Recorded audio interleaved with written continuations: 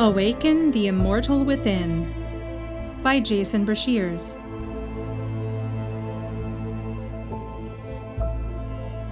An Archaics book. Published by The Book Tree, San Diego, California.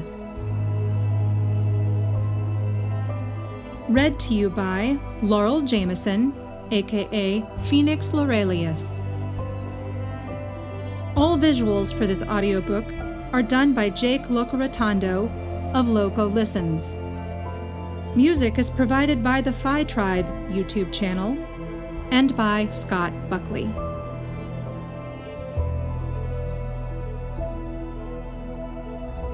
Copyright 2022 by Jason Brashears. Introduction.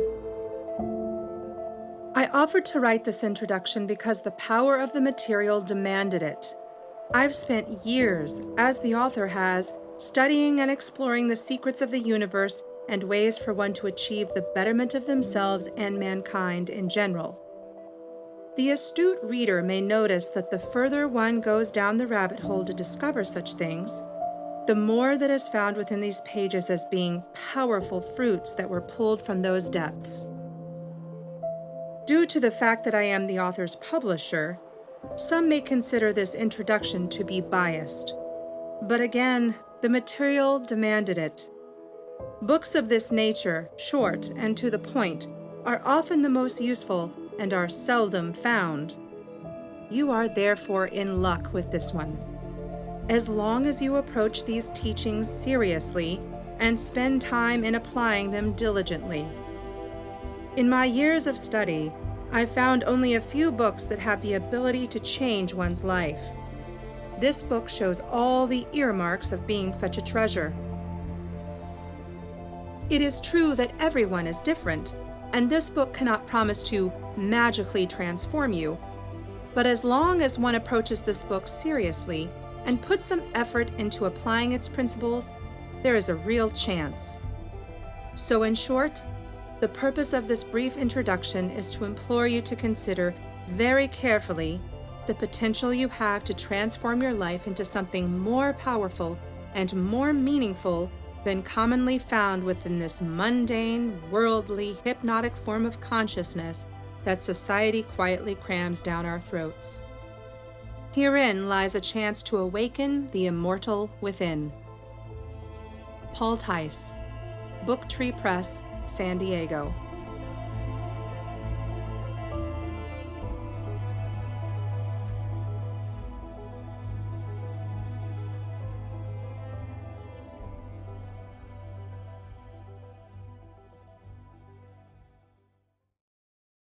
Chapter 1. First Steps to Awaken. This book is for those who have searched for the truth all their life. You know it is there, but have not found it yet. It is your truth being sought, not the truth. Only you can find it. I cannot give it to you. I can only provide a path. The rest of you are warned away. Reality is an evasive witch, sweeping away paradigms with the dust of discovery. When a mortal approaches the hallowed realm of what's real, her substance becomes shadow, an immortal jest, the process of discovery exceeding our ability to fully process what it discovered. Things are rarely as they appear, because we believe that we are alive, though some distant inner voice whispers secrets. It is the dead who gather to mourn the living. A funeral attracts a congregation of the lost. Or, an ancient doctrine. When angels die, they become mortal souls. The meaning of life evades the living, because nothing is made alive until it dies. A terrible misunderstanding, a misconception manufactured to deceive. We are carcasses of creativity, ever compelled to call upon the one that does not answer. Not yet. Men fear the unknown, the decay of their prisons, unmindful that they are spirits bound in physical bodily bondage, cocooned in mortality. The individual human is deity dismembered and deceived. Billions of ethereal sparks in a ghostly fire. Such is the essence of material reality. All is a reflection of something else, like the future to the past. We sparks are the undead, condemned to serve a sentence in a hell we call home, flowing through materiality in a struggle, like so many spertozoan racing to fertilize the bondage of another immortal soul. A definition of tragedy, to be born into a realm of death and to grow into the blame. Religionist, beware. You will find no ally here. In death I walked that path, till almost lost in darkness. The deep has no greater voice than those who claim to come from God. It was from this abyss I came, starving, that I finally found a truth. Raised a staunch religionist, washed in blood that never flowed from a God who never walked, I was reborn, a spirit-filled unbeliever, crucified in criticism to observe clearly the stage and all that's hidden behind it. Woe unto the scribes! Line upon line, inventiveness masked as inspiration, words dropped by the whims of copyists as others were added. The Far East robbed of its parables as the West lost its stage plays. The Christian story is a cosmopolitan drama, a sculpture of Greek Platonism, Stoic austerity, Alexandrian learning, Ionian mysteries, and Egyptian wisdom. An old Israelite eschatology altered into Jewish forgeries, a statuesque gnosis is this pillared story of the gospel. A soup made of all the best ingredients. In my search for the Savior, I mistook my feelings for his fidelity. Seeking a cause, I found a curse. In stepping off the carefully prepared path, I saw its destination clearly, to pierce the veil and fall into a pit. My religion a lie of Maya, I despaired and found no comfort. In wrath I wandered, separated from the world but with sight far and true. A prison world, the abyssal layers of dungeon realms perfected to confuse and confine a host of eternal spirits. Us. Intrepid sojourner, with rule and plumbline, I searched the depth and marveled at my catch. Lying leviathans of Judaism, deceitful monkeys of Hinduism, a hydra of 100 denominations, each guarding a portal to paradise. But the gates of hell are seminaries. The flocks are fleeced with offering plates while fed the grass of guilt. Teaching a light, they spread darkness. With healing on their tongues, they spread plague with their handshakes. While praising a Holy Spirit, they mask the doubt within their own. Pastors and preachers, reverends and priests, a new species of devil. Illusionists turning horns into halos, myths into money, hell into heaven, thundering the word of God as if the voice of men could speak it. Jesus is the drama of a paramount ideal, deification ex post facto, the sum total of many ancient parts. He is what we want, not what we have. What we possess is actually so much more powerful, but for now, woe unto the scribes. In rewriting a stage play, they invented redemption. A definition of religion: spiritual population control propaganda by non-human overseers. The slow developmental transition of Eastern cosmology into the historic religions they became, that eventually morphed into the mysticism of today, is a steady record of mankind's attempts to make some sense of the recognizable unreality of his existence. The revolt against Maya, or man's horrific revelation that he is trapped in a multifaceted web of layered illusions designed to blind him from the interconnectedness of all things, resulted in complex philosophical systems that endeavored to justify why terrible things happen to good people, or how it could be that the immoral and wicked not only remain unpunished, but prosper as well. A secret. There are no ethical considerations of the wolf when rending the rabbit. Thus the knowledge of Maya, our prison holosphere, was corrupted by a false conception designed to rationalize these problems, the karmaic doctrine. The idea that what goes around comes around satisfied many who saw evidence of its operation in the manifestations of events in the lives of good and bad men. But some were not convinced. The believer in karma saw only what Maya reflected, their own projections, while the critic invented yet another doctrine to explain why he often saw no evidence whatsoever of karma at work. The new belief explained why there was so little perceived evidence of karma, that karmaic debt builds in one life to be discharged in another, or reincarnation. The transmigration of souls is yet another desperate attempt of humanity to cope with the unfairness of reality, the bitter pain of loss, the unbending phenomenon of Murphy's Law with death. Attempting to make sense of his twisted existence, man invented religion, sin debt, and Maya thus provided mankind with priests to help him interpret realities that burdened humanity with a need for redemption. The victims now blame themselves for their own spiritual enslavement and physical travails, woes compounded on the religious believer who suffers only because he believes he is meant to suffer. I commend you for reading this far. In stripping away untruths to see what remains intact, it is first necessary to cull the herd.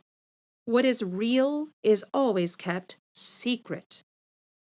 Imagine the difficulty of a single spark within a fire, realizing that it is the flame, but trapped in a smaller world that confines it. Because it is the masses that make the holospheric matrix, we find that the flame of truth is for the individual and not the masses. A few individuals can share the truth, but not the many. If you are one of these people, this knowledge is for you. In absorbing what I share, you may become one with a larger whole.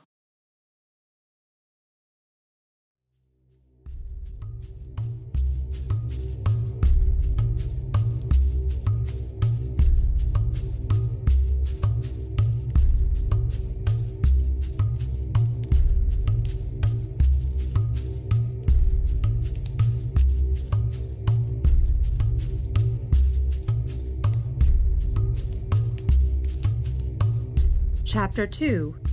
Foundational Knowledge. You will become a rogue spirit, adrift in a sea of humanity, with coordinates to islands others cannot see, a vagabond of another vintage.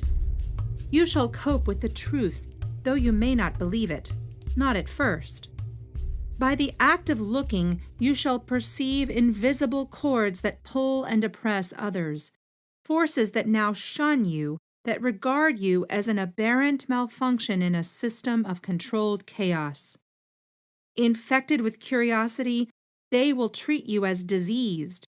The bonds that earlier bound you will be severed to contain this contagion. Holospheric self-preservation. It passes poisons off as remedies, the healthy, few in number. You shall become a medicine man with antidotes in the dark, carrying a torch bearing sacred fire lit by another.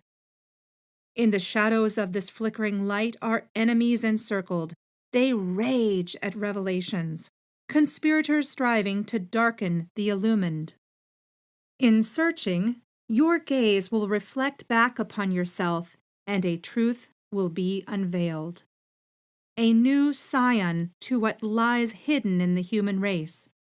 The living emerge only after the egg is cracked, the womb torn. You will remember the future as you see clearly the past. Unto you, the listener, are secrets rendered, obscurities unobstructed. There is truth in what is written. To him who hath, more will be given. From opposing vantage points, lucidity and lunacy are one. The visionary knowing the holosphere for what it is, while the vision afflicted knows that things are wrong, but knows not why. The inheritance of knowledge is danger. Let the timid flee. Even immortals fear what a man can know. Every person alive today exists within a prison realm designed to deceive them that they are free, when they are not. Yes, our world is beautiful. It has to be. There is deceit in the design.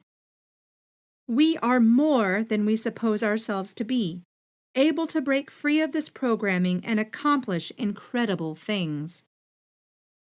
I am 44 years old at the time of this writing, having walked through this clever dungeon for the first 40 years of my life, a pawn in another's game.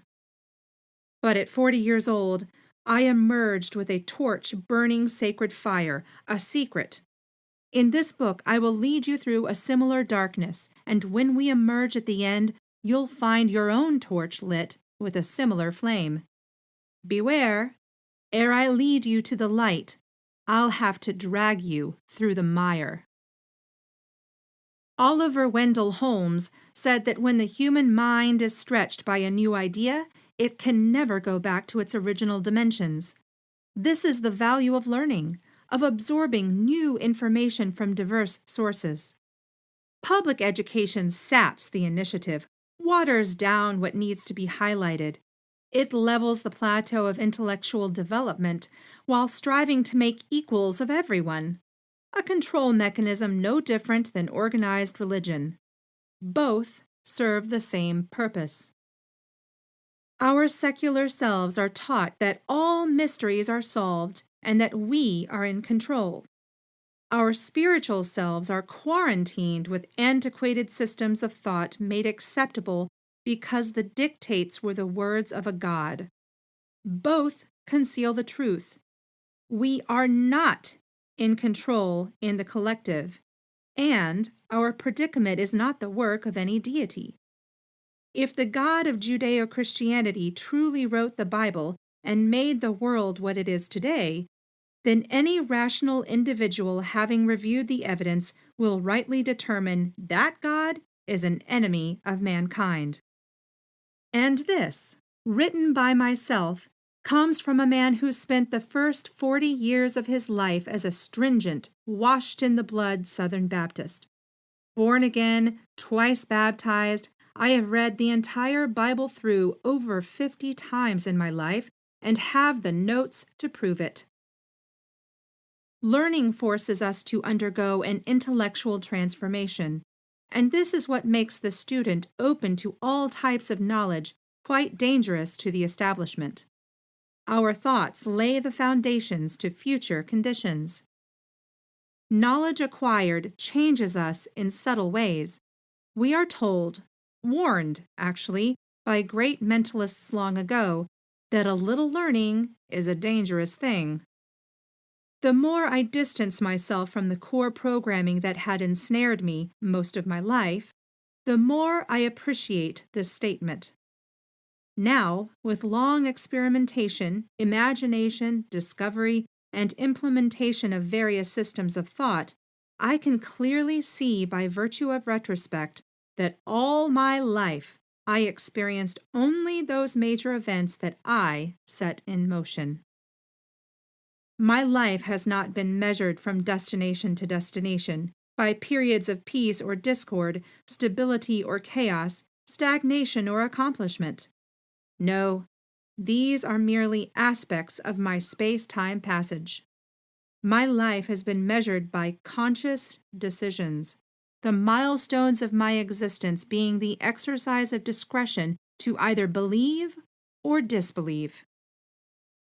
Over the years, I have maintained meticulous records detailing the events of my life, which enabled me to see a definitive pattern between my attitude and my experiences.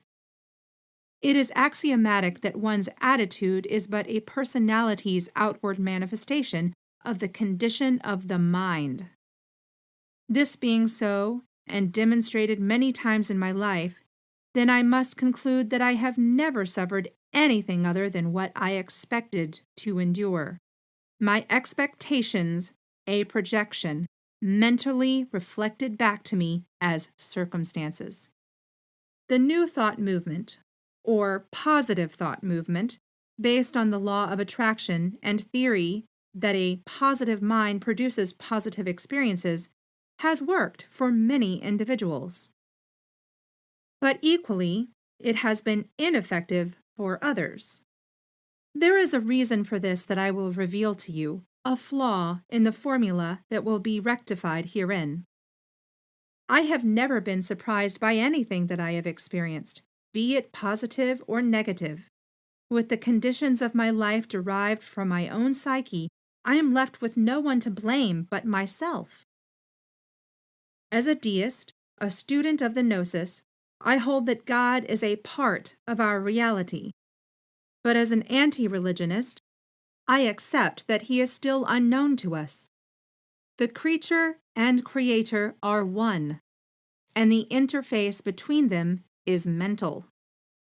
We pray and never receive because the architecture of our fourth dimensional existence mandates that men do not receive what they want, but what they are. Edgar Cayce said that what a man thinks continually, he becomes. A lot about Cayce I dislike, but we agree on that one. Here are some quotes from men that I have a great affinity toward. Let a man radically alter his thoughts, and he will be astonished at the rapid transformation it will effect in the material conditions of his life. Men imagine that thought can be kept secret, but it cannot.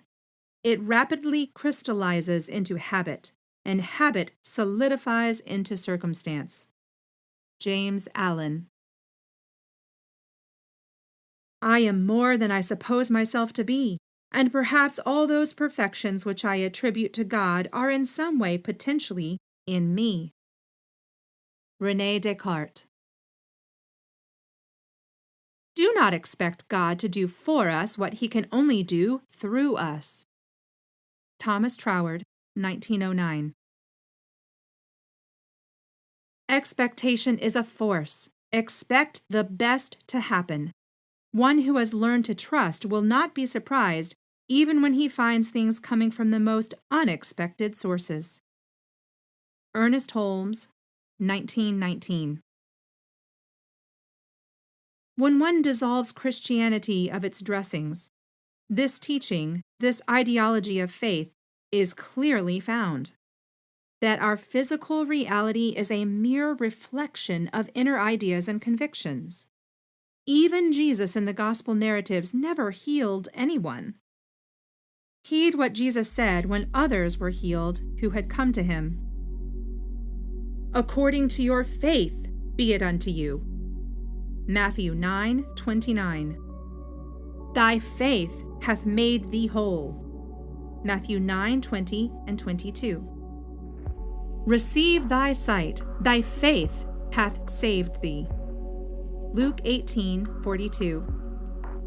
Be not afraid, only believe. Mark 5:36.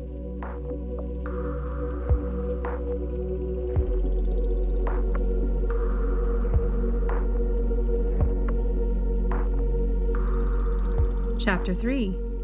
Defining one's path. I know who I am and understand my place as I journey through this little corner of existence. As author of www.archaics.com, It is important that you know that I am no holier-than-thou type, no pompous moron stuck up with learning.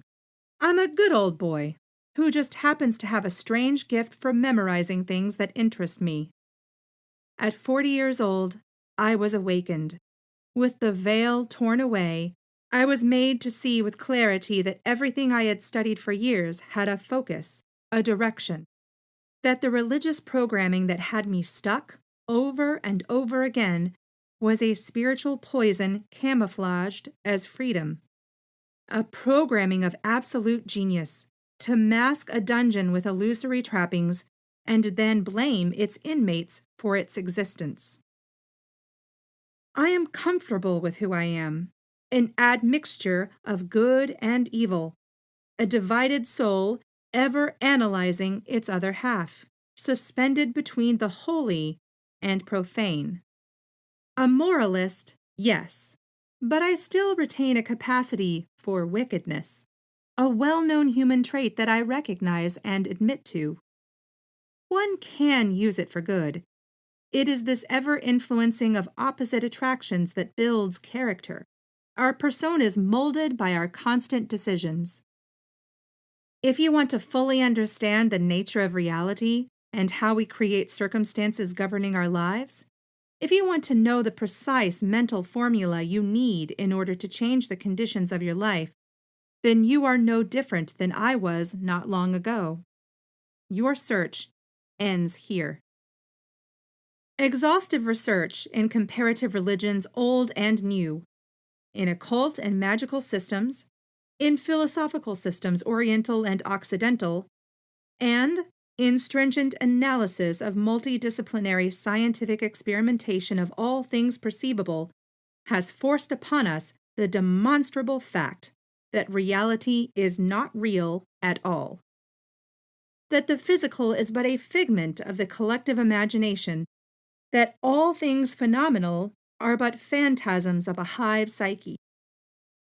It has for over a century been known to science that the magnification of any solid material object reveals great distances of nothingness between objects, like electrons and nuclei, and that electrons orbit far away from their nucleic host, and can change from waveforms to solid phenomena when observed. A physical object is distinguished from another only by the number of orbiting electrons. These atomic distances microscopically mirror their macroscopic counterparts. Earth as an electron is 93 million miles away from its nucleic soul, and in the space between is nothing. Our Sun is 4.2 light-years from the closest stellar system, Alpha Centauri Proxima. The distance between tiny nuclei are comparable to stars, but when a nucleus is magnified enough, we finally reach the foundation of physicality, an oscillating field. Pure energy with no physical property. Inside all material objects is more empty space than solid, and the core solid nuclei are in essence minuscule entanglements of suspended energy. The world of existence is a property of perception. To believe we are physical beings in a material medium is tantamount to describing a breeze passing through fog. From of old, there are whispers, hidden teachings born from east to west, a secret ever known to but a few. The world is a complex construct, a prison of physicality designed to confine souls in an aura of sense perception, so perfectly fashioned as to deceive the imprisoned spirit. A dungeon realm of the demiurge is this holosphere. Immortal beings in quarantine by an enemy, in a prison of unknown origin designed to make its captives believe that they are a part of the creation, when they have actually been cut off. Held in place by a powerful, diabolical mind, its victims immortal, they cannot be killed. So this demiurge, the god of this world of sense perception, a creation of his own design, invented a way to deceive eternal beings into believing they were mortal, that in living they now had to fear death. This entity is not omnipotent. It is not a creator, but a manipulator. A human soul awakens, perceives the holospheric illusions for what they are, and then creates one's own interference patterns, freed from the confines of ignorance. Thus the man is no longer a marionette. This sinister mind, the enemy, has no more power over the freed individual who then writes their own destiny. Immersed in this thought medium, the living souls are asleep, but one who awakens knows the holosphere for what it is, a mirror. This spirit projects his will, modifies the medium to conform to his wants, changes reality. He is a creator whom the destroyer no longer deceives. We think in terms of gender and genera, polarizing everything passing through our sense range. The acute mind knows that discoveries are not made by seeking similarities. We are prone to draw conclusions from the recognition of correlates. In this way, we search the surface of phenomena without seeing its depth. To truly learn about a thing is to identify its distinctions, isolate disparities, and see why it is dissimilar. Unfortunately, both methods of analysis merely reinforce the holospheric matrix that deceives us into believing in distinctions between things and concepts that really don't exist. Anything we accept as true, in essence, becomes a trap, a model of confinement. One who looks at the world from inside his model can only interpret data through the sphere of belief objectivity, which is impossible from within a believed worldview. The observer is trapped in subjective analysis, though he believes he is objective. A man inside a bubble thinks his vision is clear, though he must view things through this film, a watery lens that reflects back some light, but distorts reflections due to its spheric curvature. The man is oblivious of his prison. The outside world only partially influences him because the bubble reflects away data and phenomena he would have ordinarily perceived from a different vantage point. The reality matrix is sufficiently complex enough to induce us to believe in it. The demon chaser finds demons. The dowser discovers water. The religionist sees reasons everywhere that give proof to his faith, as the witch who knows she miscast her spell then suffers for it. The astronomer ever discovers more distant galaxies to replace prior universal boundaries first known only in theory, and the UFO researcher finds proof of extraterrestrials in testimonies, in video, on film, in ancient art, texts, and even in biblical imagery. Both the heliocentrist and the flat earther can separately provide evidence that our world is either a globe hurtling through space or a flat plane covered by a dome, neither aware that they are both as equally right as they are wrong. Immersed within this holofield, this deceptive medium continually reflects back as evidence those projections sent into it. Wherever there are people to believe in something, the holosphere will provide evidence of its existence. Seek and ye shall find is a trap. Philosophies, faiths, and conclusions of science are all supported by evidence, proofs, and convictions, but all are in opposition to one another. Reality is then a misnomer disguised as duality. Existence is a confluence of realities in myriads of superimposed minds, a multiplicity of surveyors observing architecture of their own collective construction. Only in a hologram can contrary realities coexist without contact. Remember this fact. The architecture of our reality frames meaning to fictions just as much as facts. We are more than we suppose ourselves to be, gods and goddesses in the making, oppressed in a world we live within, but it is not our true home. The power to change reality, to create, new circumstances in our lives is the greatest secret this prison realm seeks to obscure. We have the power to draw from ourselves more than we contain. Do you know how? We are a species in love with our illusions, deigning to admit realities that only exist within ourselves. Physics calculations have long shown us the mathematical echoes of a higher dimension beyond our holosphere, but these same models blind us to the holospheric nature of reality. As intellectual subroutines embedded into a complex interactive program, a data cloud, we humans do not have the sensorial apparatus necessary to perceive the actual unreality of our existence.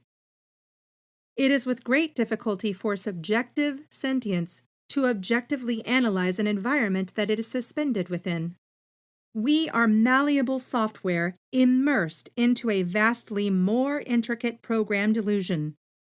Unable to distinguish the real from the imaginary becomes real to us. What we accept as true becomes one with our programming, and all facts and phenomena experienced afterwards tend to reinforce what we have accepted as true. It is with the greatest difficulty for us to break away, to question or disbelieve something that we formerly held as true. With religion, it is devastating. Belief in any religion reinforces the hold of the prison matrix. We are also trapped by faith in any science or discovery as absolutes, trust in human institutions, or the thought of racial disparities or national differences. They all serve to strengthen the believability of the holospheric programs modified anciently by a wicked mind, but now reinforced moment by moment by the billions of people trapped in this persuasive reality matrix. Once we are programmed to believe in any faith, especially a religious one, all information received through sense perception is filtered through a worldview that supports the religious model. A disturbing fact of the religionist mindset tends to regard persons of variant belief systems to be no longer viewed as individuals, but rather as lesser parts of their environment, less real, heathens, or simply inhuman. All too often, peaceful religionists turned homicidal fanatics have justified murder as a holy right. The stunning achievement of one who recognizes his own programming flaws finds that in disbelieving what he formerly held as true now affects many other areas of his worldview. Absolutes now blur into uncertainties. His belief has fundamentally altered the way he processed information, and the holosphere modified what it brought in contact with him because it only reflects what is projected into it. Reality reinforces belief, no matter if the programming is right or wrong. This is why so few who are devout religionists have ever broken free of their thought model. To the faithful, to doubt is to backslide. Their belief is a moral issue with walls built around change or the idea of change. The fears of apostasy, heresy, and independent thought of any kind looms over them, silently menacing their inner lives, whether they are conscious of it or not. Their program has become a trap, but to resist it is to threaten their very afterlife. To disbelieve formerly accepted religious programming is to shake the very foundations of a person's psyche.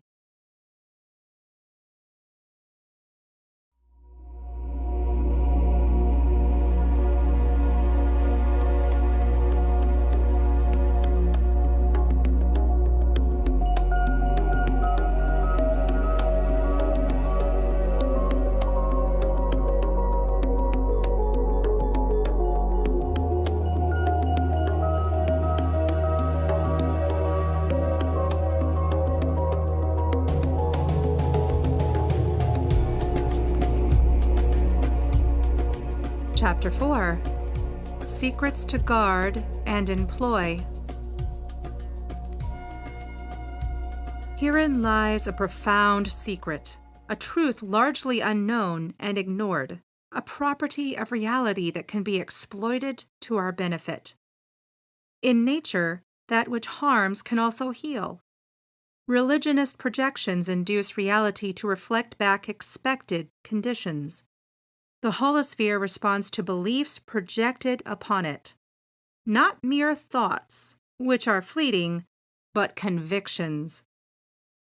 Convictions affect behavior, habits, conduct, and speech, which form probability molds that echo through space-time to reflect back as circumstances. Thoughts, of themselves, are insufficient. Changing what is to what one wants to be requires belief. It has been said that a belief is not merely an idea the mind possesses, but an idea that possesses the mind. We always think. We are mental creatures. This common denominator is what unifies the religionist to the magi. Both have their unique beliefs, and both see the results of their faith operative in reality. The same confinement programming used to direct and control our trajectory through the holosphere can be employed to our advantage, and with astonishing results. Acceptance of a belief system by an individual frames the holosphere into circumstances conforming to expected norms.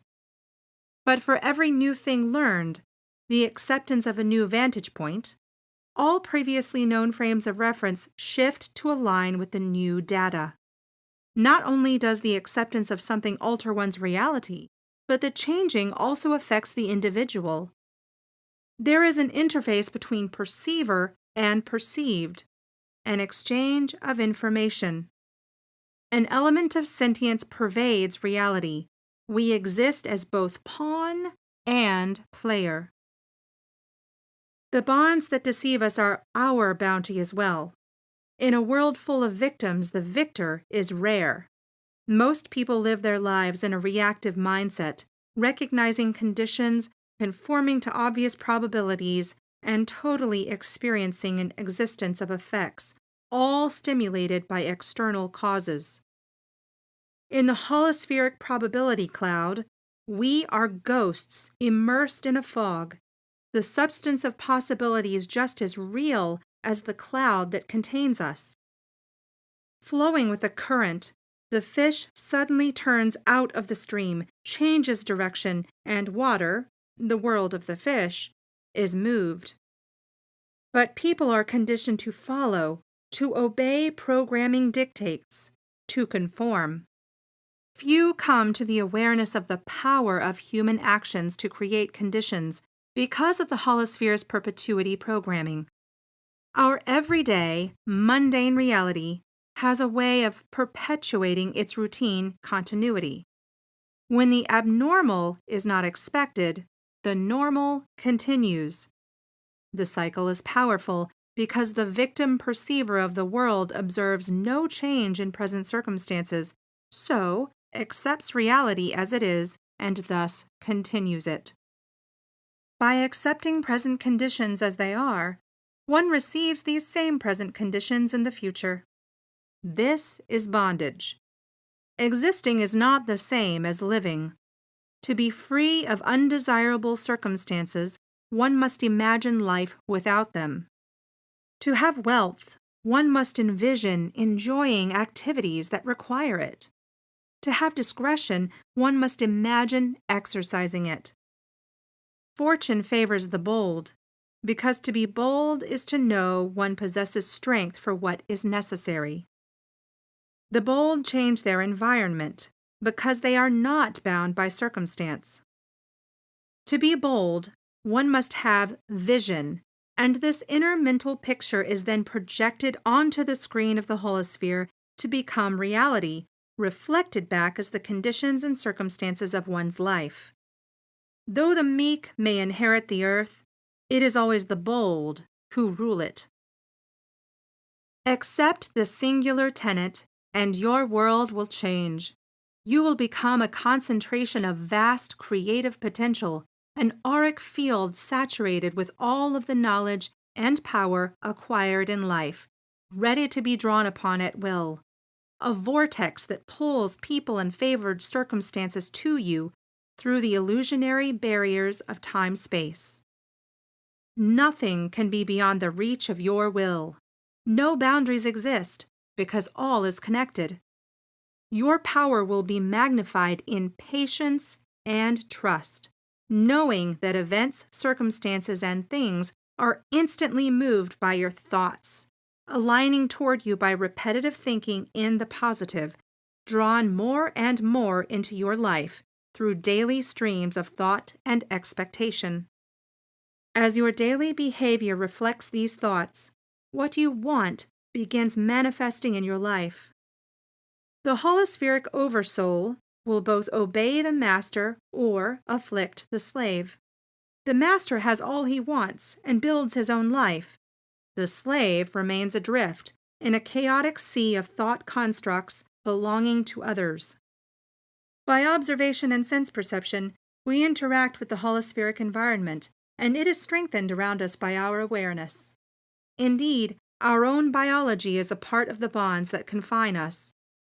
As a mental construct, the holosphere is influenced mentally by the individuals within it.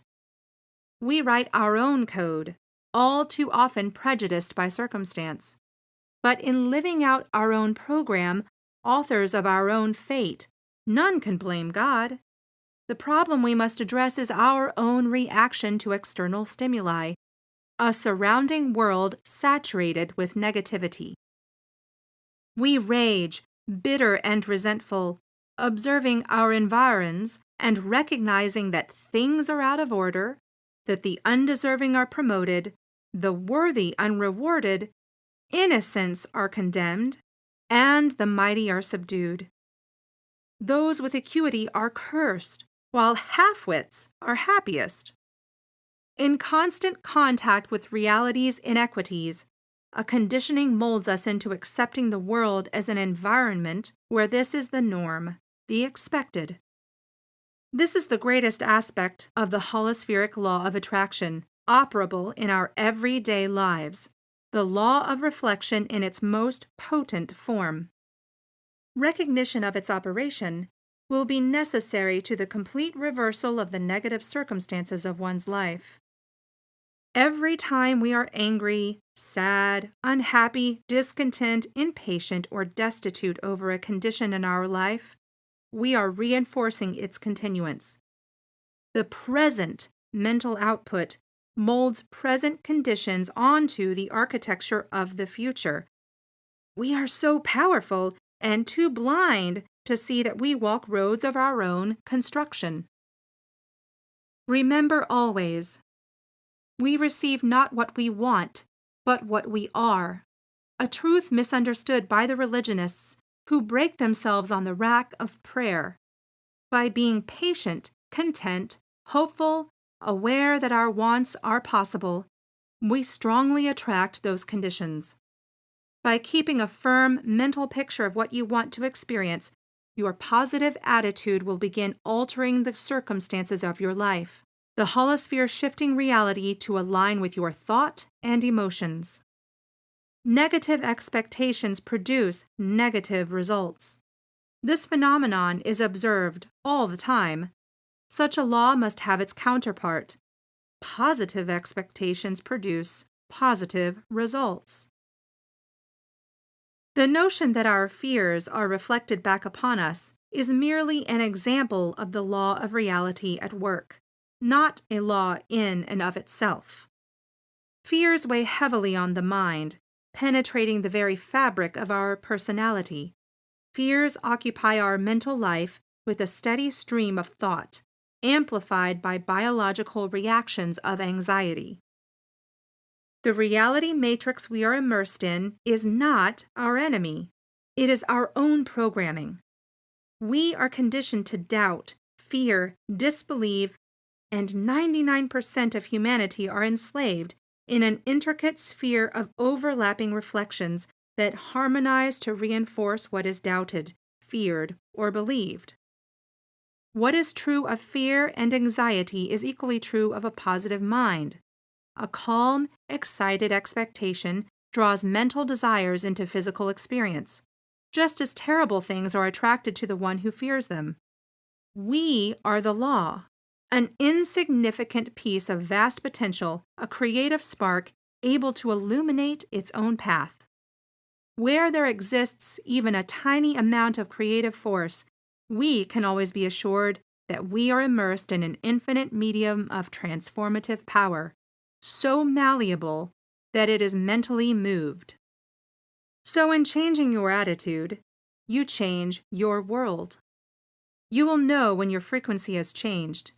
After a spell of suppressing negativity in your thinking, things will occur that should upset you, but do not.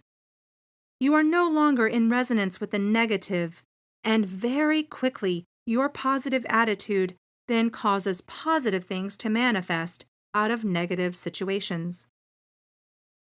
The power of the mind to manipulate reality, to induce change, has been noted in various ways by many famous and lesser-known people. It is important to know what others have said on this topic. Emotion unveils in the soul of man the development of powers so deeply hidden that by the majority of men their very existence is denied. Pyotr Demyanovich Uspensky. The man who can sincerely thank God for the things which, as yet, he owns only in imagination, has the real faith. Wallace D. Wattles, 1910. Expect the best to happen. One who has learned to trust will not be surprised even when he finds things coming from the most unexpected sources. Ernest Holmes, 1919. Dream lofty dreams, and as you dream, so shall you become. Your vision is the promise of what you shall one day be. Balthazar Gratien. This is our divine birthright. Nothing hinders but ourselves. Ernest Holmes, 1919. Man himself, in part, creates the conditions under which he lives, and is not merely the impotent prisoner of circumstance. Lewis Mumford. The world is as we imagine it. The world is as we perceive it, because we have been created by the world for the purpose of observing and understanding it. Gerhard Stagen. What one thinks continually, he becomes. Edgar Cayce. Whether you think you can or think you can't, either way, you're right. Henry Ford. A person who sees what he wants to see, regardless of what appears, will someday experience in the outer what he so faithfully sees within.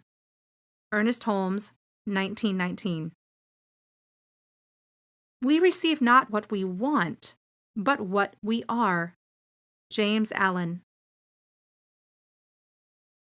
When you look at your current state of affairs and define yourself by that, then you doom yourself to have nothing more than the same in the future. James Ray.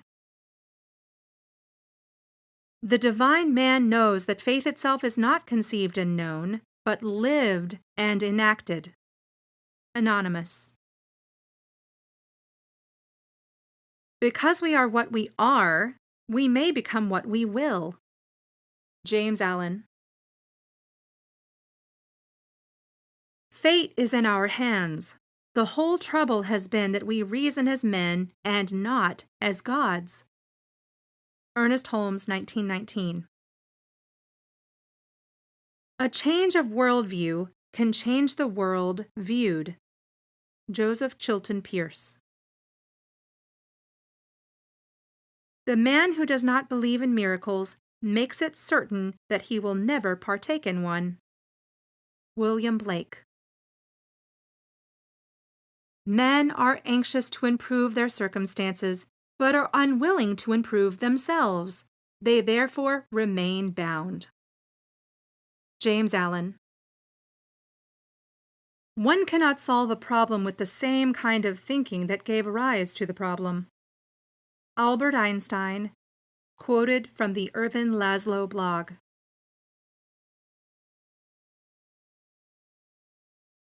The answer to prayer is not according to your faith while you are talking, but according to your faith while you are working. Wallace D. Wattles, 1910. If the end is already secured, then it follows that all the steps leading to it are secured also. Thomas Troward. No one is powerless, ordinary, or insignificant. To claim so is to claim that divine infinity is all of those things. If we change our imagination of ourselves, we can live as the incarnate ocean and not as the discontented droplet, as infinity and not only as far as the eyes can see. David Icke. It is shameful to be alive and not live. Victor Hugo. People don't see the world as it really is. Even if they had the intelligence, they don't have the desire. C.W. Dalton. Most men occasionally stumble over the truth, but they pick themselves back up and continue on as if nothing happened. Winston Churchill. The search for reality is the most dangerous of all undertakings, for it destroys the world in which you live. Sri Nisargadatta Maharaj. Look at your world and your life, and you are looking at what you think of yourself at the very core of your being. The subconscious creates a physical replica of itself before our eyes, in people, places, and experiences which reflect its sense of self. At any moment in any day, we are casting around us a magnetic image of what we think of ourselves. It is this which creates our reality, by magnetically attracting to us experiences which correspond with that pattern. David Icke. Reality is veiled. We are prisoners of an inner world, of a machine that produces a virtual reality. So it ends that the senses, our only means of contact with the external world, keep us separated from it through representations that are not real. Massimo Citro. All the major thinkers have rightly perceived that bodies are illusions, representations of something else. And what we call existence is rather like a dream. But this secret has been hidden, transmitted only to those able to accept the terrible truth that we live in a fiction. Massimo Citro. Reality remains unknowable to us while we cling to our illusions. Helen D. Vandeman. Reality is but a dream. If anybody's a wizard, everybody is, to some degree, a wizard. Charles Fort, 1932. What the mind has created, only the mind can undo. Buddha. The truth is to know that everything is an illusion. Professor John Woo. Where the cause is, there is the remedy. James Allen. People who live in fear of disease are the people who get it. James Allen. Thoughts are things, and each thing creates its kind. Ella Wheeler Wilcox. Faith, or fear. Where one is found, the other cannot exist. Napoleon Hill. The victim mentality creates the victim reality. David Icke. I receive that God and I are one. I am then an immovable cause that moves all things. Meister Eckhart, 13th century Dominican. If you think there is opposition, then opposition will appear. Anonymous. An above-listed quote of the erudite Charles Fort on wizards provides us a totally unique vantage point by which to reanalyze this data. The believer in a faith attributes the answering of prayer to their deity, or, as I presume, the infinite oversoul merely reflects back in the physical what we project mentally.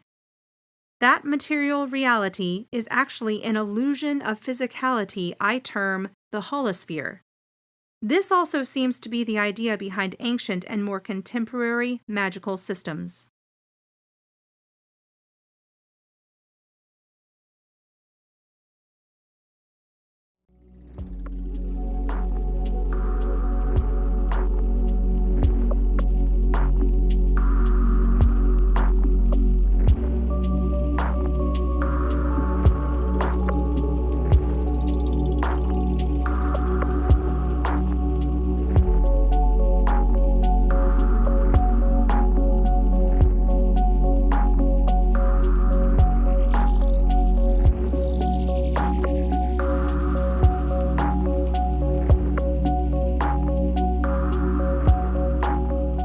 Chapter 5. The Magic of the Mind. What separates the magus from the breadth of humanity is the knowledge of a single secret, awareness of the existence of the ether, an invisible essence permeating all things in space and time, even spanning beyond the past and after the future. As the absolute, the ether is an infinitely impressionable medium, a mirror reflecting what is known and believed, a purely impersonal force, amenable to suggestion that instantly begins modifying reality to conform to expectations projected into it. The magus knows that the absolute is the source of all we want. Therefore, in knowing this, the absolute becomes the source of all we want, because this etheric reality is actually a magical construction so baffling to scientists, they mask it under the descriptions of quantum camouflage. There have always been magi, seers and oracles of old, prophets and sages, separated from the sea of humanity by their acute intuition, knowing that the unseen is clearly evident in those things we can see. The learned magus knows that present reality does not actually exist. It is a shadow of something else that is real. Nothing is absolutely true, and everything is permitted. Good and evil are irrelevant, neither can be an absolute. Living is the purpose of life. Belief is a tool for achieving effects. We are the law, and life's conditions are effects. In the ether, there is no distance between us and what we desire. Reality reflects the personality impressed upon it. If this personality is a wizard, then wizardry will result. We are more than we suppose ourselves to be. We are more than anything that can happen to us. In creating new conditions, the magus is in no way limited by precedent. The positive mind produces power just as the negative one negates it. All potential lies in our insignificance. The best way to predict the future is to invent it. Quote by Alan Kay. The Magi knows what the religionist does not, that awareness of power creates power. Also, to be free of unwanted circumstances, one must imagine life without them. Reality reflects what we are, not what we deceive ourselves to be. Life is an echo. What is sent out comes back as a copy of what was sent out. The religionist prays to God and then claims it is God's will when prayers go unanswered, despite it being biblically written, "Ask, and ye shall receive." This is not the way of the magus. The magus lives out his desires by expecting his word fulfilled, and he acts accordingly. His maxims? Act as though you are and you will be. And You are what you repeatedly do.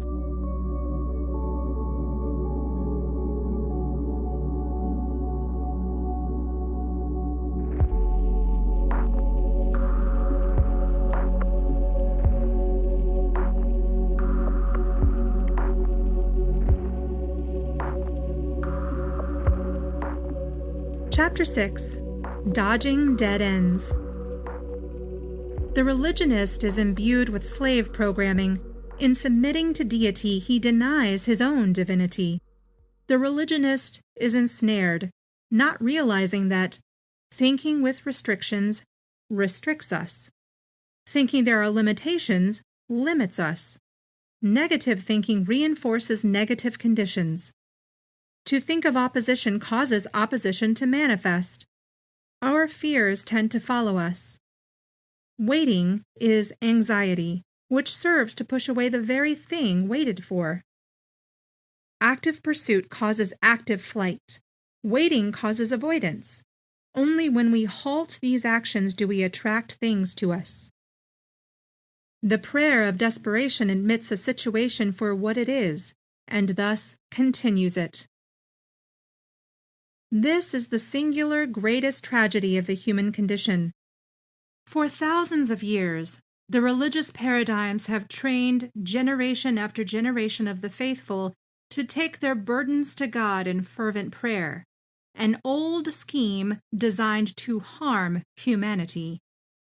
These billions of people have inadvertently strengthened the negative influences by admitting these influences existed and that they had no power to alter them. The delusional religionists are trapped in a perpetual cycle of self-destruction. If prayers admitting one's powerlessness truly worked, then the world would be a very different place than it is today.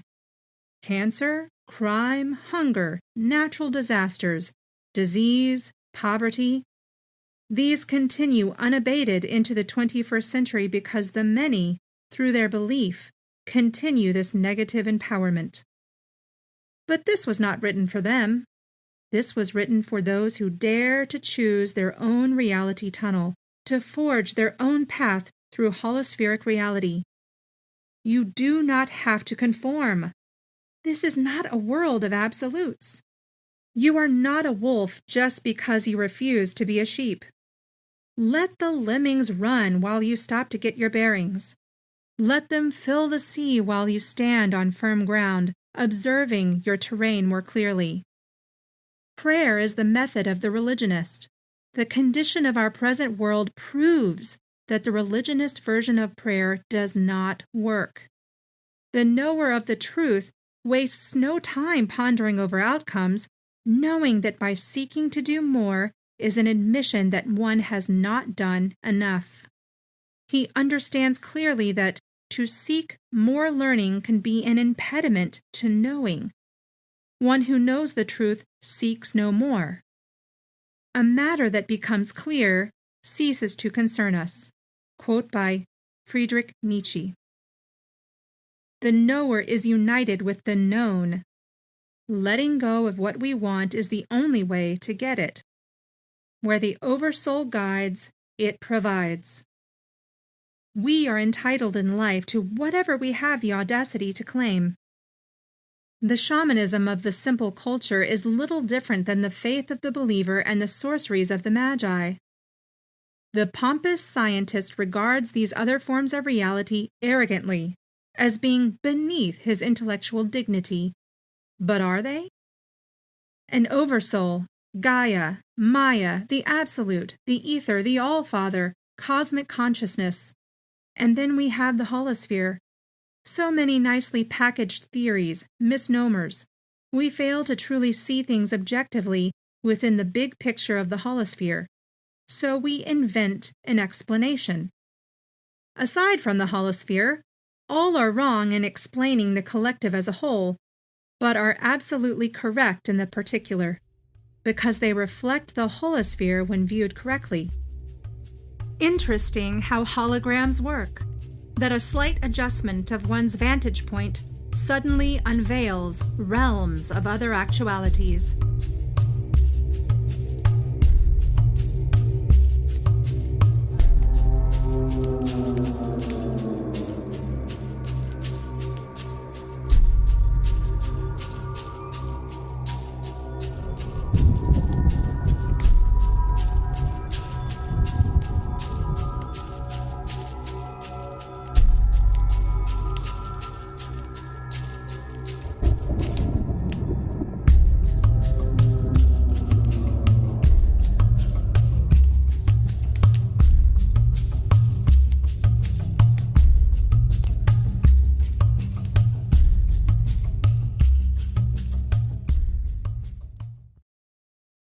Chapter 7.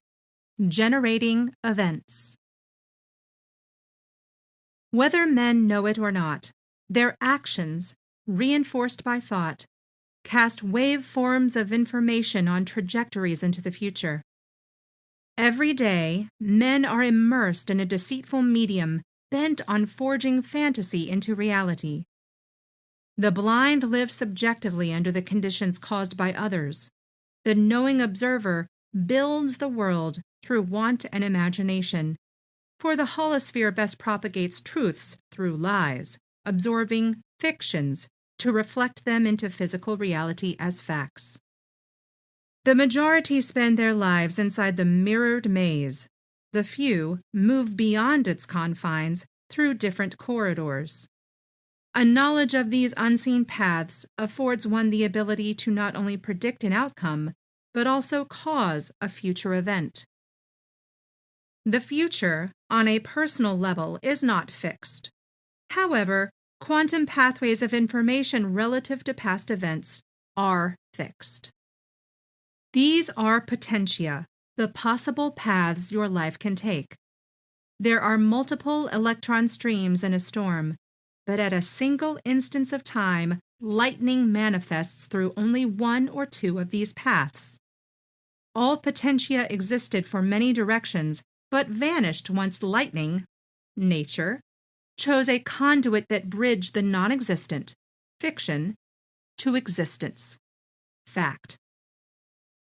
The principal message of quantum mechanics, according to physicist Henry Stapp, is that the world is not determined by initial conditions once and for all. Every event of measurement is potentially creative and may open new possibilities.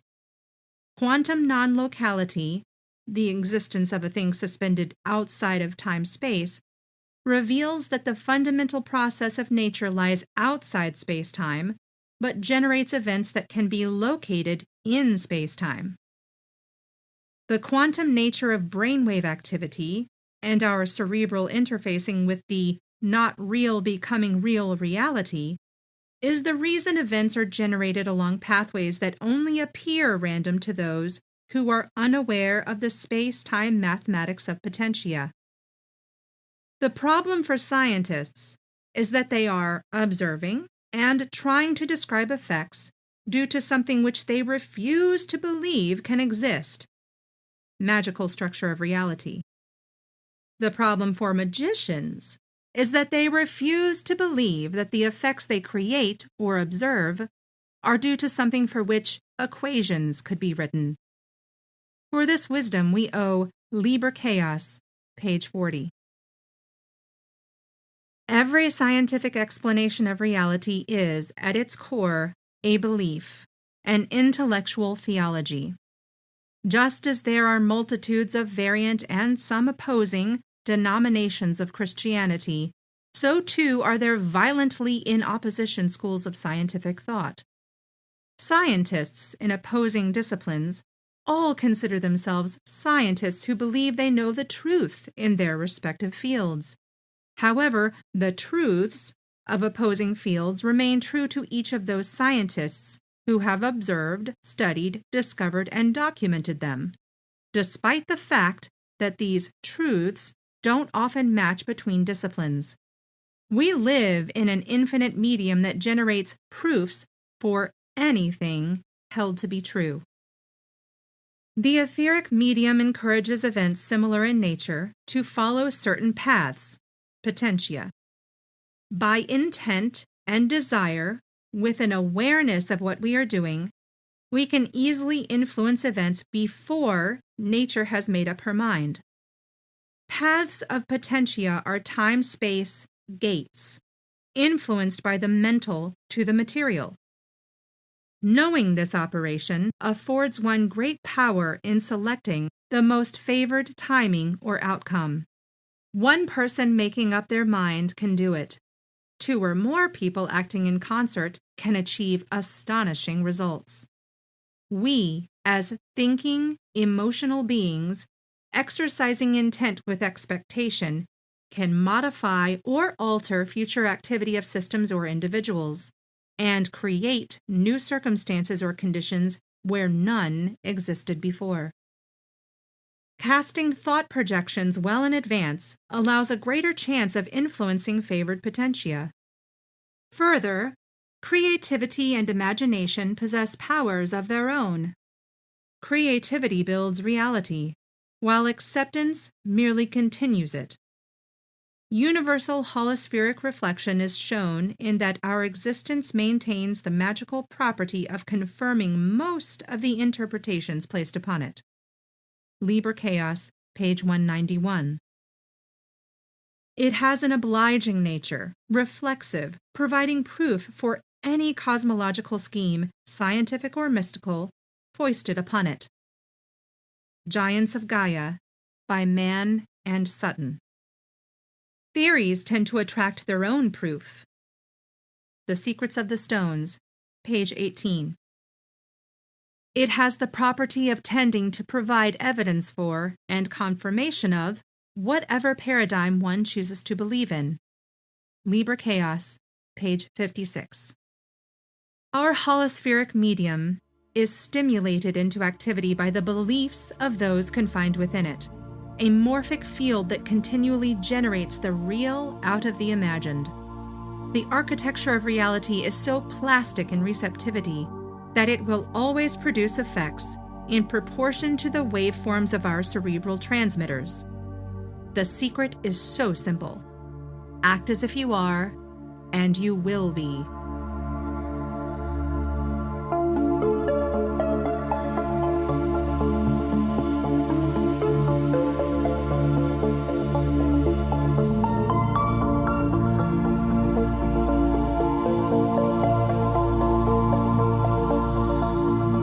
Chapter 8, Affirmations. I have made a long study of the events of my life and the world around me, allowing me to make these inescapable conclusions. My experiences conform to my picture of reality, my beliefs. The outcomes of my endeavors correlate with my expectation. Therefore, my assumptions of truth become the truth, manifesting what I believe is the function of the universe. The world has no power over me. It merely reflects what I choose to see, confirming my beliefs about myself, which obey no laws, nor are they confined by them. At all times, I am casting out a magnetic image of what I think of myself, attracting to me experiences that correspond with that image. My self-perception creates circumstances that confirm my image of myself. The world responds to me in the precise proportion of how I perceive myself. Because we live in a fiction, which is a product of the imagination, I create my own reality. My perceptions of natural phenomena and laws of physics are creations of our collective minds that I have accepted, but am not bound by them. For I exist mentally in a dimension beyond the material. Therefore, I conjure events into existence by my desire to experience them. I encourage events to move in a certain direction. I alter one reality to create another, in order to make things happen that would not ordinarily occur. I draw people, events, and conditions from unexpected sources.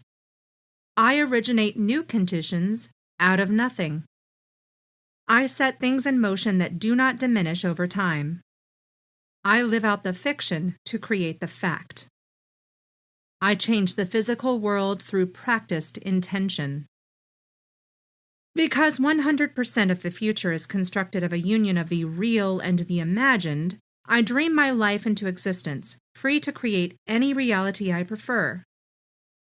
Therefore, my creativity possesses powers of its own. My thoughts collapse possibilities into realities. Morphing from one self to another, switching reality tunnels, I instantly induce reality to change. With each self I assume, I bring about an alternate universe. Existing in a state of non-union, I exercise power over my environment. Independent of existence, I am able to employ any magical technology I will for my own entirely subjective, complete, and closed system. My own self-created subjective reality is a byproduct of my imagination, both entertaining and profiting me.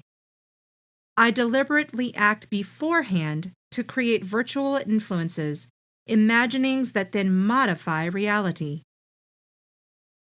Everything to me is possible and real because it is all moored to an illusion, the holosphere. I am moored to a living etheric field, not the perceived reality tunnels. Because I am a spark amidst an infinite sea of possibility, my experiences are due to the reality tunnels I choose to view the world through.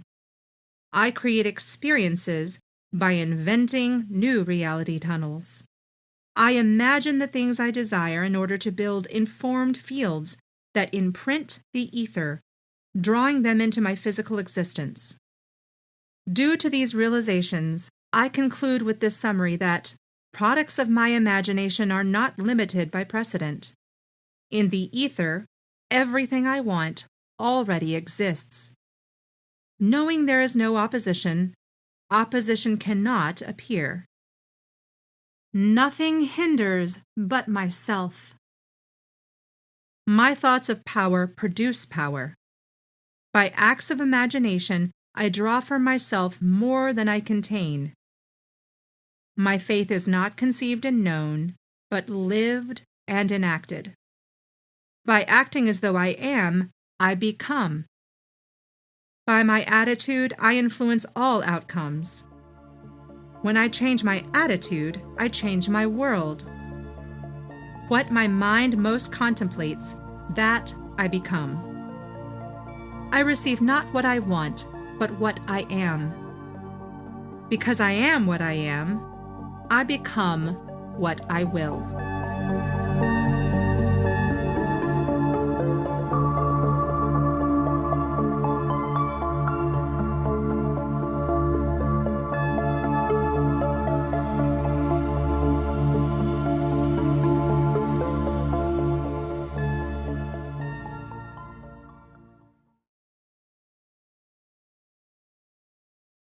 Chapter 9, General Guidelines. Sad, this preconditioned, programmed mindset we humans suffer, that we require formulas and step-by-step procedures to achieve results. As one who walked in your shoes, I understand your need and will give you such an itinerary. Because thoughts are things, they are the builders of our future existence. All of the thoughts of collective humanity in the past have constructed our present. But our present existence can be altered by thinking about what we want and acting as if things have already changed. Here is your formula. Imagine what you want, understanding that the past means nothing. Imagining requires the intent that there will be a fulfillment.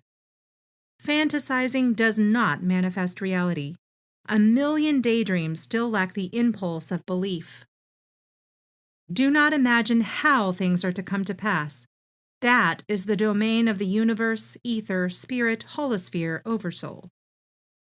Speak and will your wants into existence by affirming that I am this or that, and be aware that the creative power works through you even after you've ceased dwelling on your desire.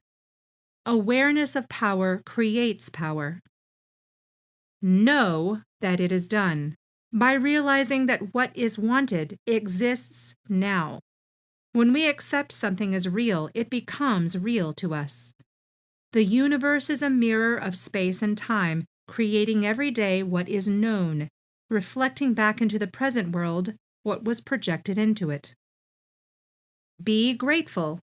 Thank your God. Feel gratitude for having already received what is wanted. When you can genuinely be thankful for things you have yet to possess, you demonstrate pure faith and will receive whatever it is you want. Let go of your desire by calmly trusting that it will come to pass. When we desire something, it avoids us in both space and time because longing and desire always contain an element of doubt, strengthening those conditions that brought on longing and desire. Lingering doubt blocks out the possibility of success. So letting go of the desire and waiting for success is the highest trust one can have toward your God. Act as though you are and you will be. Your daily life, your actions, must supplement belief. Work to realize your wants and let God do the rest. Never concentrate on what you do not want to happen, because fear is emotionally charged, and what is feared will always be reflected back as conditions. When we think with restrictions, we are restricted. When we project limitations, we are limited. Remember, the prayer of desperation admits a situation for what it is, and thus continues it. You can become an unstoppable engine of productivity by simply doing. The very act of being productive is a projection of activity imprinted on the holosphere that echoes back to the present, giving you things to do to maintain productivity. A woman staring at a blank screen is doing nothing. She is not in resonance with what she wants to do. By changing directions and doing something else for a while, her mind will later be deluged with ideas for her to begin typing onto that screen. The best way to handle writer's block is to do something else. Let go. Stasis only produces stasis.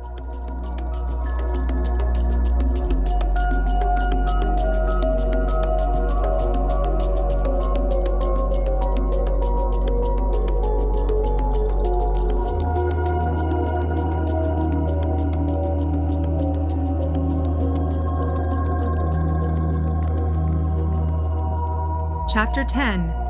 The Great Maxim. Know thyself. The only qualification I needed to write this material was the pattern of my life. The greatest leaps are made by those who strip away the gloss to see themselves as they really are. Only one who truly knows who they are can know others better than they know themselves. I know me, and have little difficulty describing me to you. I am knowledgeable, and yet I cannot fathom how little I know. I am evil, and yet, being evil, I am compassionate, with morals. I am good, and yet, being good, I enjoy also my wickedness. I am devilish and divine, and yet I have favor with God. I am powerful, and yet my strength is not my own. I am irreligious, and yet my spirituality is secure. I am creative, and yet with words I destroy. I am destructive, and yet my words do bring healing. I am a man, and yet I am as immortal as God. We humans were given power, authority, and dominion over an existence that responds to our every thought. When man thinks, the universe pays attention. When man speaks, the echo of his intent reverberates throughout the whole creation. When man acts, the universe changes. We are immersed within this creative medium that knows nothing of good and evil, morals, ethics, the ideals of men. It is impersonal and totally amenable to suggestion, and absolutely free from precedent. By knowing who I am, the universe knows me, responding by reflecting the reality I project. What I bind or free, heal or destroy, becomes bound or free, healed or destroyed. Our power over men and conditions is due to awareness of this liberty. The immediate responsiveness of material reality to our thoughts, words, and actions is why those who know this are masters amidst this sea of slaves who know not who they are. By expecting my word fulfilled, I act accordingly, and it becomes fulfilled. By thinking what we want and acting as though things have already changed, we transform the mental to the material, because we are co-creators with God.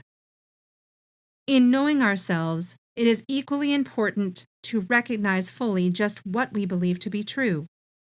The very fabric of a person's psyche is totally wrapped around his belief system, his reality tunnels. What we truly believe does govern our thought processes, our conclusions. We edit away unfavorable, disturbing data all the time because it does not fit into the structure of our paradigm. The choices we make on a daily basis are not evidence of free will, but when properly analyzed into their right perspectives, demonstrate that we make choices that comport with our belief systems. This is why it is so important for you to quietly sit down and write out the things you hold to be true. This simple exercise will awaken you. I will not present these ideas in hypocrisy. What I suggest you do, as the listener, is something that I have done for myself. You may not agree with my conclusions, but then again, your reality tunnels are not the same as mine. We are each forms of complex biogramming, suspended within an infinite matrix of times and places, so all-pervasive that your reality tunnels and mine may intersect from time to time, may be totally antithetical to one another, and never coalesce. Such is the holographic nature of the simulacrum.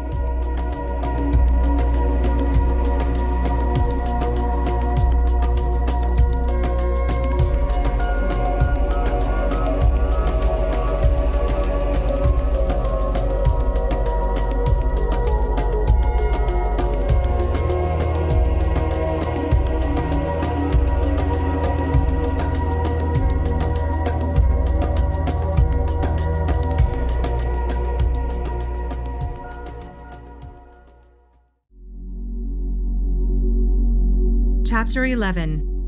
What I Hold to be True. Men are not equal. Nature demonstrates that members of the same species are not equals in their social structures. Humanity in the collective traverses a fixed timeline, easily discernible in the occurrences of major events throughout history that transpired according to a fixed geometry of golden proportion dimensions. Fibonacci series. Against a passive background of prime numbers. Pi, phi, curvature, isometric projections, Earth's orbital duration of 365.25 days, axial rotation, obliquity of 23.5 degrees. These are effects of holospheric engineering, the mechanics of a fixed system having a terminus. Humans as individuals are confined within this collective geometry, but have the ability to forge their own fates, to determine their own location and circumstances within this fixed geometrical matrix, a space-time structure that allows movement within itself, changing its own dimensions. The swimming of the fish does not change the water. We are a solidified reflection of the sum total of our thought activity. As the mind moves, the body follows. Through its treacherous topography, geologic instabilities, unpredictable tornadoes, typhoons, tsunamis, windstorms and hurricanes, floods, volcanic eruptions, animal predators, blights, plague, toxic plants and venoms, torrential rain, poisons, and even accidents, nature aids in killing men just as it provides him sustenance. As a student of the Gnosis, my God is so vast that 10,000 different opinions about him can all be right. My God is so incomprehensible that all the religions of the world cannot describe him. My God is so compassionate that he requires no one to fear him. My God is so loving that his touch will end a lifetime of hate. My God is unknown, requiring invisible things to perceive him. Christianity promulgates the highest ethical system ever implemented by mankind. However, the Old and New Testament books are proven forgeries. Most of the events they depict never happened. When eliminating all the fictive historical dressing, these writings are but a collection of the greatest spiritual axioms, quotes, teachings, and parables taken from many different cultures and time periods. The purpose of life is not the acquisition of knowledge. The more knowledge we acquire, the more we realize we know nothing at all. The purpose of life involves a higher experience, totally unconnected with learning mundane material. The universe is saturated with thought. Many of the thoughts passing through my mind all the time are not my own. They are invasive, distracting. Thoughts exist independent of the mind and they move through space. Or, the thought field remains fixed, and it is we who are moving. I can yield to invasive thoughts, and sometimes information saturates me, or I ignore them. They don't go away, but instead change to other thoughts. As with the geometrical, palindromic nature of the time-space continuum, human nature, its behavior, also remains fixed. Though human civilization has advanced to become technologically sophisticated and has come to recognize the highest ideals and notions of our philosophies, arts, and spirituality, we are, at our core, still merely maintaining a civilized veneer covering uncivilized conduct, savagery, and willful ignorance. Because human nature is fixed, human actions are predictable. Humankind very long ago was imbued with slave programming. We are a genetic modification of something else, a sentient life form similar to an older version that was once more powerful. Much of the human genome has been switched off. These latent genes, so mysterious to the geneticist, hold the key to our destiny, our escape from this holospheric prison. As the containment field we are immersed in weakens, counting down to a definitive terminus, the suppressive force that has kept these myriads of unique genes inactive will collapse, and we will become who we really are. There are academic, scientific, theological, and governmental knowledge filters set in place today to maintain the various status quos, the current paradigms foisted upon the populace. A tremendous amount of energy and finances have gone into this concerted effort to maintain the popular illusions we cling to. Yet many discoveries are made every month that go contrary to what is taught to us, and are silenced. The news is seldom reported. It is manufactured.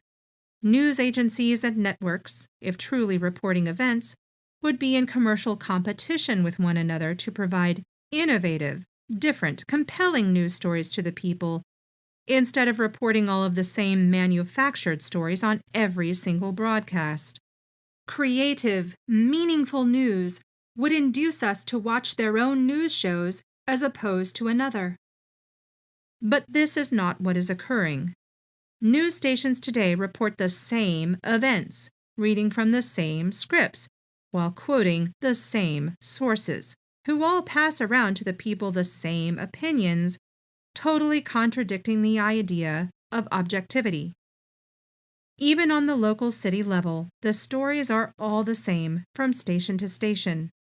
Example, in the city of Houston, there is so much going on daily that different local stations should never be reporting the same events, except for major newsworthy happenings.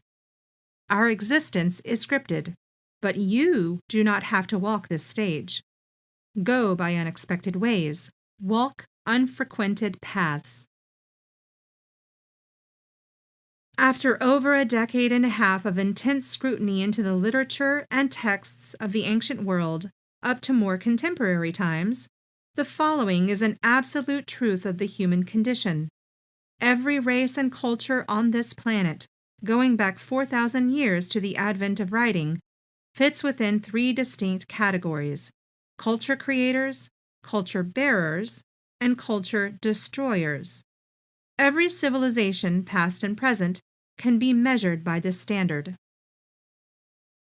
Culture creators design magnificent judiciary systems and develop highly in the arts and sciences, adding to knowledge and the human experience.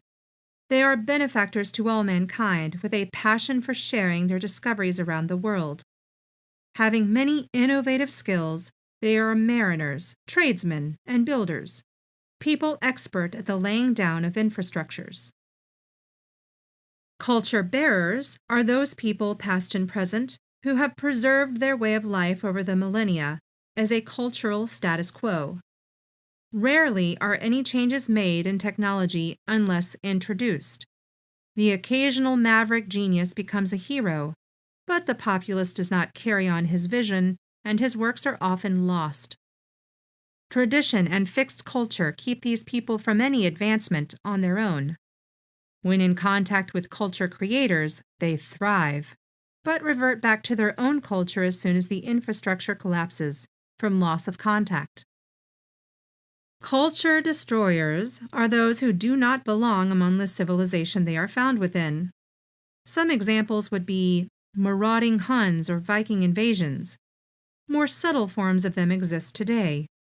The destroyers change and diminish most everything they come in contact with, having no appreciation nor understanding of the brilliance of the institutions they corrupt. Included in all things, they still regard themselves as outsiders. They alter language and the arts and thrive on the allowances accorded them by their host civilizations, efforts to absorb or peaceably coexist that never occur. Culture destroyers infect a civilization, almost never creating anything of value. By their corruption of the host civilization's values, they eventually turn that civilization into something else. Every race and culture has participated in being creators, bearers, and destroyers in some capacity. Who plays that role today is very evident by anyone walking from the sophisticated downtown corporate section to the inner city neighborhoods, on outward into the affluent suburbs. And every living soul today has been a participant in these categories through the multitudes of life simulations they have experienced in their journey to mold their immortal personality. The beauty of our existence is that no matter who we are or where we come from, we do not have to conform to any of this. You change your frequency, you change your world. Simple as that. The ego, the belief that we are more important than someone else, that we are special while others are not, is a hindrance. Reality reflects what we are, not what we deceive ourselves to be. We influence the holosphere to move events in a desired direction until our want is fulfilled. Whether we are 7 billion souls living on the thin skin of a planetary sphere, or trapped beneath an illusory heaven on a flat earth, we are afforded great mobility, but not by any singular importance. All potential lies in our insignificance. The average person lives the life that their environment dictates, but the immortal dictates their life, and the environment obeys.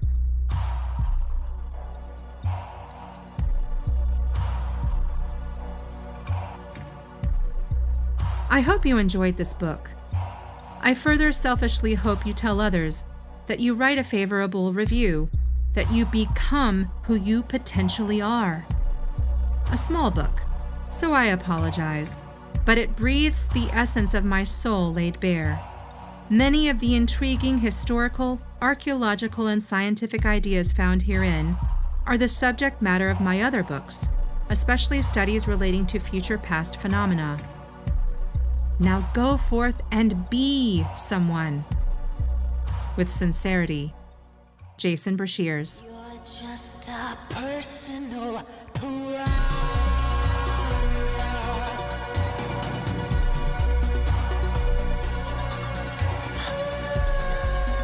We hope you have enjoyed listening to this reading of Awaken the Immortal Within by Jason Brashears, read to you by Laurel Jameson. All video was done by Jake Locorotondo, and music was by Phi Tribe. For more information about Jason Brashears, and to explore his work further, please go to www.archaics.com or visit his YouTube channel, Archaics. Are we men or just